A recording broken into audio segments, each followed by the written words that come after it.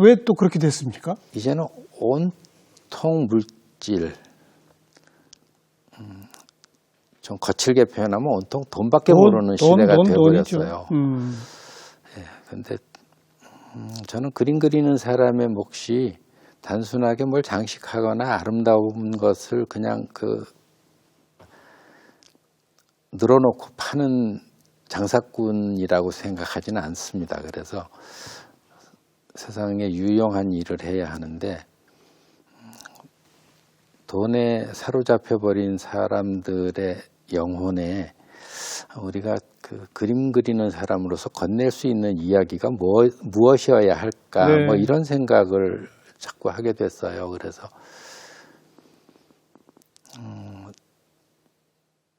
시장 같은 세상에서 살고 그 속에서 온통 돈에 관한 관심들만 넘쳐나는 시대에, 그래서 제가 요즘은 돈 신앙이 세계를 지배했다고 이제 혼자 주장하고 있는 중인데, 이럴 때 그 신앙에서 벗어나는 일이 쉬운 일이 아니더라고요. 네. 정말 쉬운 일이 아니에요. 담배 끊자고 해도 끊어야지 하고 결심할수록 그 담배에 오히려 더 집착하게 되는 경향이 심리적으로도 있는 것처럼 돈으로부터 자유로워야지라고 결심하는 것 가지고 돈에서 자유로워질 수가 없고, 게다가 돈이 가지는 의미는 그저 거리를 두면 해결되는 게 아니고 돈과 멀어지면 자칫 잘못하면 목숨이 위태로워지기도 하는 것이잖아요. 그러니까 그렇게 돈이 가지는 의미가 굉장히 크고 돈에 관한 고민도 그래서 깊어질 수밖에 없는데, 정신적으로 그런 류의 마약과 같은 아주 강렬한 집착을 강요하는 그런 힘들하고 저항할 때는 다른 기술이 필요한 것 같다고 생각했어요. 다른 기술?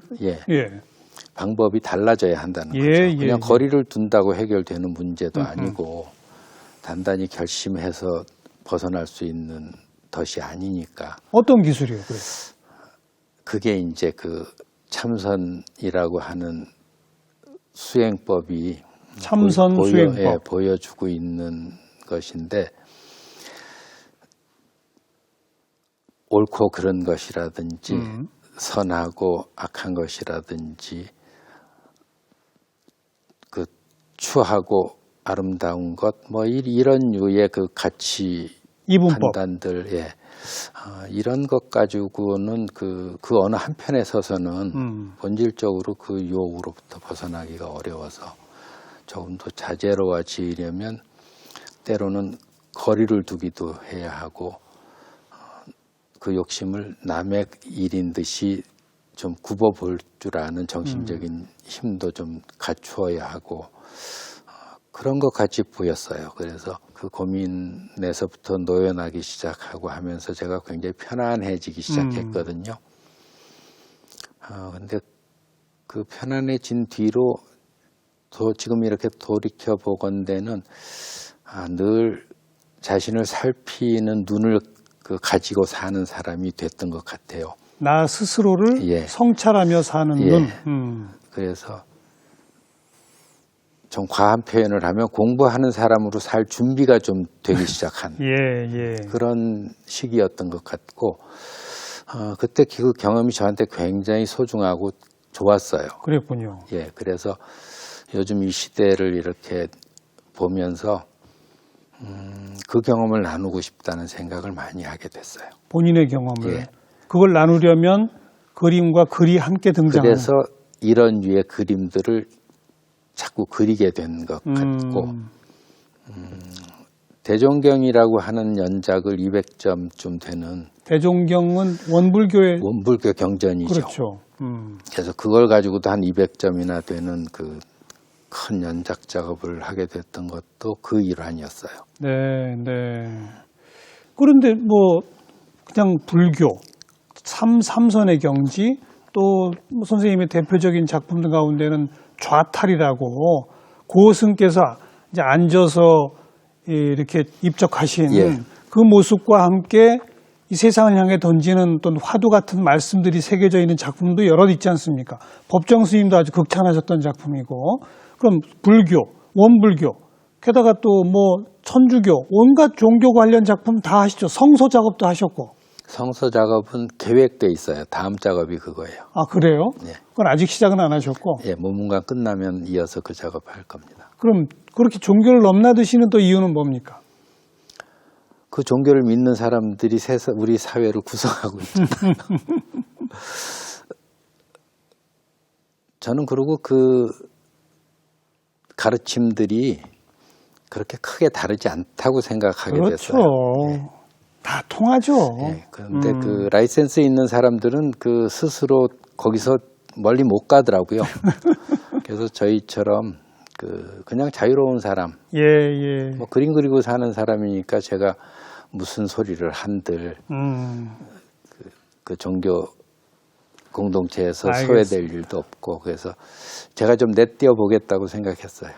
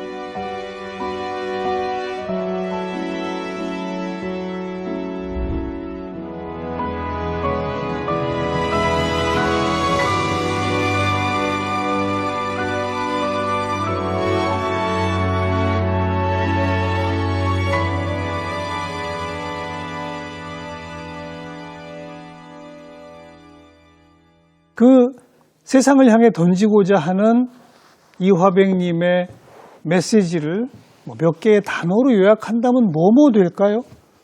생명? 평범. 평범? 또 평범 다음에는? 일상. 따뜻함. 뭐 대략 그 속에 있지 않나요? 근데 농촌에 가서 농사 지으시고 또 환경운동연합 대표 지금 하고 계시고 예. 뭔가 저는 뭐 생명, 뭐 생태 뭐 이런 걸 많이 강조하실 것 같은데 그 얘기는 안 하시네요. 그냥 우리가 여러 동물들 중에 하나라고 하는 인식만 좀 뚜렷해지면 예. 특별하게 더 따로 이야기해야 할 것 없지 않아요.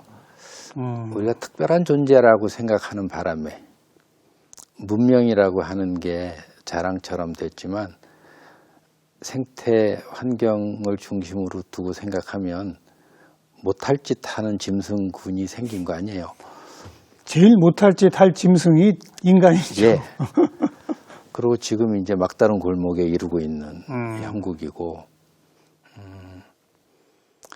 이제 4년째 그 환경운동연합 대표를 하고 있어요. 네. 이제 앞으로도 한 2년여 더 해야 하는데 이렇게 미세먼지 때문에 몇 년 전에 뭐 온 국민들이 긴장하고 했던 기억들 다 하실 텐데 이런 식으로 직접적인 위협이 되고 있잖아요. 이제는 환경이. 지구온난화 큰 숙제고. 예. 그래서 이럴 때는 우리 스스로도 삶의 곳곳에서 절제를 하고 살아야 하지만 해야죠. 또 이런 운동을 위해서 나선 사람들이 있잖아요. 그런 사람들이나 혹은 단체를 좀 응원해 주시는 것도 해야죠. 필요합니다. 그러니까 제가 세상을 향해 던지고 싶으신 말씀 그랬더니 뭐 평범, 일상, 따뜻함 이렇게 표현하셨는데 제가 왜 생태 이런 말씀 안 하시나 했는데 그건 기본이군요. 예. 바탕에 깔려 있는 거고 또 그걸 뭐 남사스럽게 강조하느니 다른 생물체와 우리는 다르지 않다. 그런 평범함. 예. 아니 그리고 그 욕심을 내려놔야 하거든요. 지금은 나남 맞아요. 없이. 근데 그게 자주 가능성 없는 일일 것 같다는 두려움 같은 것이 많이 있어요. 우리 인간의 욕망이 그렇게 쉽게 제어되는 것이 아니다라는 생각도 들고 그래서 마지막 구렁텅이에 빠져들고 나서야 회심하기 시작하지 않을까 이런 걱정이 많이 되는데 생태계는 그런 방식으로는 감당할 수 없다고 하네요. 맞아요. 그러니까 우리가 느끼는 위기보다 실질적으로는 훨씬 많이 진전된 상태라고 하더라고요. 맞습니다. 그래서 위기를 실감하고 있을 때는 이미 늦어버린 때라서 네. 이제 파멸을 피하기가 어렵대요. 그래서 그 전에 발길을 돌려야 한다고 하는데 우선 저부터도 그게 쉽지 않더라고요. 해보니까 여전히 먹던 것을 다 먹어야 하고 차 없이 사는 일을 계속 고민하고 있는데 환경연 대표를 맡고 나니까 정작 차가 더 필요해요. 이 대중교통수단으로는 오가는 일이 쉽지 않더라고요. 맞아요. 회의 마치고 밤에 못 내려오고. 그래서 그런저런 현실적인 이유를 다 뭐라고 해요? 묵살하고 결단해야 되는 일이잖아요, 사실. 근데 그게 어려운 거죠. 그게 어려워요. 일상을 그러니까 바꾼다는 거. 남 얘기하기 전에 저부터 그러니까 미래 전망을 낙관적으로 하기 굉장히 어렵죠. 이번에 이제 40주년 맞으셔서 목판 산문집을 내셨더라고요. 이건 40년 맞아서 낸 거 아니고 그 무문관 책 내려고 협의하는 와중에 이거 오랫동안 그냥 그야말로 낙수처럼 메모해놨던 그림들을 새겨가지고서는 어디 던져놓고 까먹었던 작품이 오래전 작품인데. 오래된 것들입니까? 예. 한 15년은 된 것 같아요. 예. 근데 우연히 찾았어요. 그래서. 근데 제가 이거 다시 봤는데 정말 아무 생각 없이 책 한 권 만들 생각 같은 것 없이 해놓았던 것이라 뭐라고 해야 돼요? 그냥 너무 만만하고 쉬운 작품이라서. 아니, 그러니까 제가 보니까 하나하나 다 작은 작품이에요. 예. 그런데 세상을 향해 던지는 메시지는 굉장히 많아요. 그래요. 그러니까 지금 오히려 글이 더 많은 그림보다 그런 작품들로 쫙 채워져 있더라고요. 예, 이건 그냥 요거 하나하나로 그냥 가까운 옆에 친구들한테나 이웃들하고 같이 나누고 싶은 얘기 하듯이 말투도 거의. 그렇죠. 예, 그렇게 돼 있어요. 그 작품 중에 하나 오늘 우리 시청자분들께 좀 들려주시겠어요? 낭송으로? 예. 이건 작은 물웅덩이 같은 것을 하나 그려놓고. 작은 물웅덩이군요, 그게. 예. 그래서 어디서 떠나 흘러온 물이신가. 오늘은 바로 모르는 물에게 신세를 지게 되었네. 아지 못하는 이들에게 폐를 끼치고 아지 못할 이에게 돌려도 드리고 이제 이런 화제가 있어요. 근데 물 한 방울을 보면서도 아지 못할 이에게 폐를 끼치고가 떠오르시는군요. 되게 그러시죠. 그래서 그 옆에 이제 제가 또 글을 써놓은 게 있네요. 네. 겨울물에 발 담그고 앉아 보셨지요? 상류에서 흘러내려오는 물이 있고 하류로 흘러내려가는 물이 있습니다. 앉은 자리가 위아래를 가릅니다. 우리는 늘 흘러가는 시간 속에 있습니다. 과거와 미래 사이 찰나의 이 순간을 살고 있습니다. 어제 살아온 결과로 오늘을 삽니다. 오늘을 지내고 나면 내일을 살게 됩니다. 과거에 폐를 끼쳤습니다. 오늘도 폐를 끼치고 삽니다. 고마운 은혜를 입기도 하고 그렇게 어제, 오늘, 내일. 네, 온 세상 결국 폐를 끼치고 사는 거다. 겸손해라 이 말씀이시더군요. 그리고 벌써 한 20년 가까이 매일매일 나뭇잎 편지를 지금 홈페이지를 통해 공개하시잖아요. 예. 그건 일일 1작품입니까? 아마 거의 일주일에 6장씩 썼던 그렇죠. 것 같아요. 그죠. 예. 그게 매일 몇 시쯤 그걸 하세요, 그 작업을? 대중은 없는데 대개 해지고 나서 저녁에? 자기 전까지 시간에. 일기 쓰듯 하시는군요. 예. 뭐 매일매일 그게 떠오르세요? 뭐 별 대단한 것 쓰지 않으니까 떠오르고 말고 할 것도 없고 제가 그냥 지나가는 말처럼 해도 약속을 잘 지키는 타입이에요. 그래서 엽서를 보내기 시작하면서 또 그걸 받아보는 사람들이 많이 늘었거든요. 그래서 자꾸 늘어가고 하니까 그게 무언의 약속처럼 느껴져서 그렇죠. 저녁 시간이면 늘 내가 이 엽서 한 장으로 저녁 인사를 한다 이런 기분이어서 예. 한동안은 밤에 12시 넘어서 귀가를 해도 작업실에 건너가서 엽서를 그날치를 써서 보내고 건너오곤 해서 집사람한테 좀 야단을 듣기도 하고 했어요. 근데 그런 집착도 좀 있는 성격이고요. 그리고 그 이야기의 반응들도 굉장히 컸거든요. 네, 네. 어떤 반응들이 떠오르세요? 가령 이제 강만길 선생님이라고 혹시 기억하세요? 예, 그 역사학자. 예. 그 선생님 책을 보다가 제가 아주 큰 정신적인 경험을 하면서 이젠 돌아가신 제 아버지를 미워하는 청년으로 살다가 강만길 선생님이 쓰신 우리 현대사에 관한 글 속에서 역사의 큰 수레가 굴러가는 과정에 소소한 사람들의 일상이 어떻게 파괴되는지 뭐 이런 이야기들을 설명을 보다가 우리 아버지가 우리 어린 시절의 고생을 당신이 무책임한 사람이거나 이래서 결과한 것이 아니었구나라는 생각을 하게 됐어요. 시대의 흐름 때문에 어쩔 수 없었구나. 그러니까 5.16 때문에 아버지가 사업을 파산을 하시게 돼서 제가 이제 아주 어렵게 청소년기를 겪게 됐는데 그런 일이 있었군요. 그래서 제가 이제 어렵게 학교를 다니고 했어요.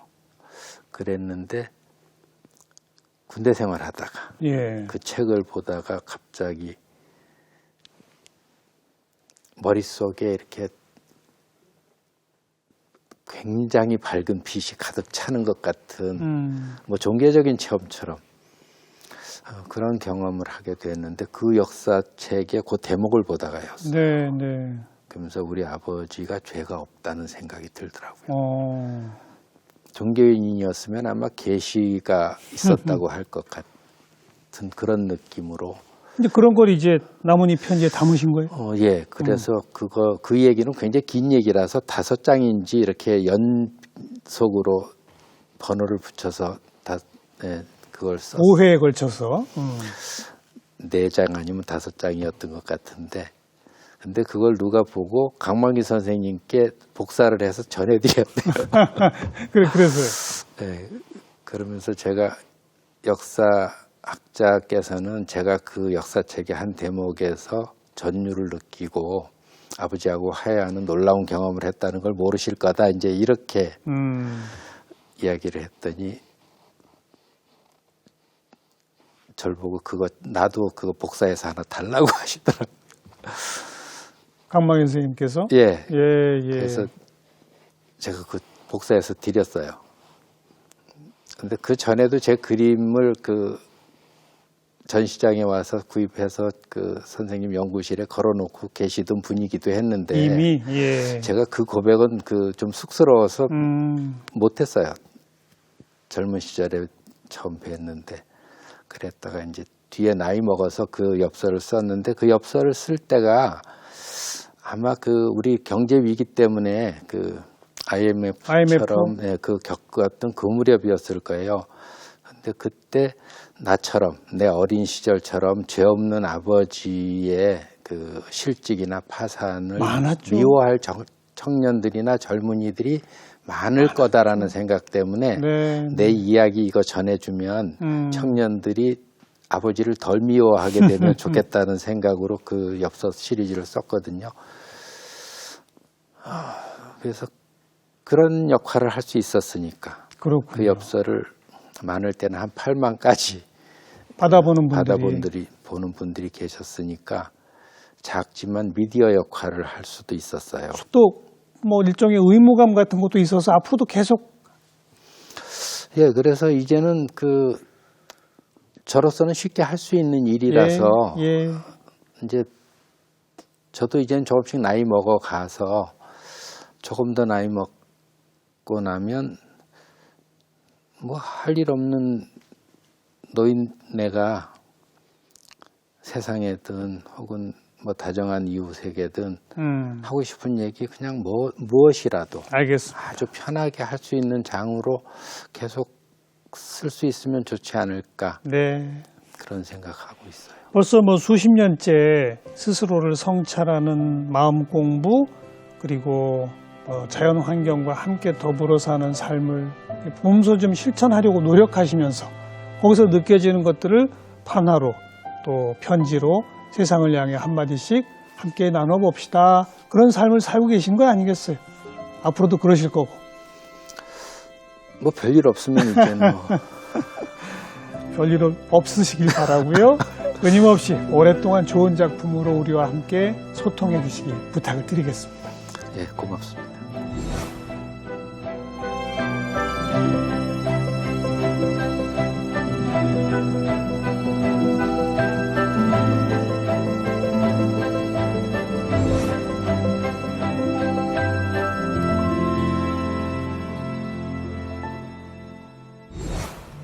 네, 여러분께서도 여러분의 마음 스스로 성찰해 보시는 공부의 출발점에 서 보시고 또 여러분의 삶을 변화시키는 또 그런 작은 시작이 되었으면 하는 생각이네요. 다음 시간 또 뵙겠습니다. 안녕히 계십시오.